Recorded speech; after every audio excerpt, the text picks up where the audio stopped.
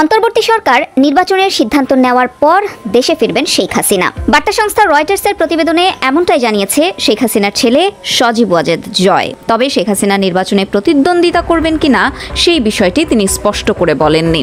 আমরা বলেছিলাম যে আমার পরিবার আর রাজনীতি করবে না, তবে আমাদের নেতাকর্মীর উপর যেভাবে হামলা হচ্ছে।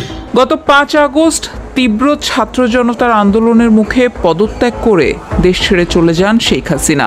তার প্রায় 4 দিন পর গত 8 আগস্ট ডক্টর মোহাম্মদ ইউনূসের নেতৃত্বে অন্তর্বর্তী সরকার গঠিত হয়েছে। সরকার গঠনের পরপরই জয়ের তরফ থেকে এই মন্তব্য এলো। এখানে একটা তথ্য দেয়া যেতে পারে, তা হলো এই সরকারের অন্যতম দায়িত্ব একটি অবাধ ও সুষ্ঠু নির্বাচন আয়োজন।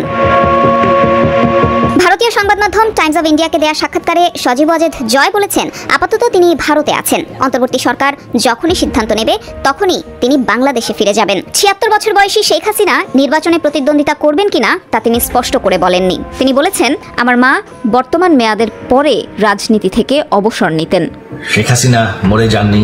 নিজের প্রসঙ্গে কথা বলতে গিয়ে জয় বলেন, আমার কখনোই কোনো রাজনৈতিক উচ্চাকাঙ্ক্ষা ছিল না এবং আমি যুক্তরাষ্ট্রে স্থায়ী হয়েছিলাম, কিন্তু বাংলাদেশে গত কয়েকদিনের ঘটনাবলী প্রমাণ করে যে সেখানে নেতৃত্বের শূন্যতা রয়েছে। দলের স্বার্থে আমাকে সক্রিয় হতে হয়েছে এবং আমি সামনের সারিতে আছি এখন। সরকারি চাকরিতে কোটা ব্যবস্থার সংস্কার নিয়ে কয়েক সপ্তাহব্যাপী বিক্ষোভে 400 জনেরও বেশি লোক নিহত হওয়ার পর ছাত্র জনতার এক দফা দাবির মুখে গত 5 আগস্ট 76 বছর বয়সী শেখ হাসিনা প্রধানমন্ত্রীর পদ থেকে পদত্যাগ করতে বাধ্য হন।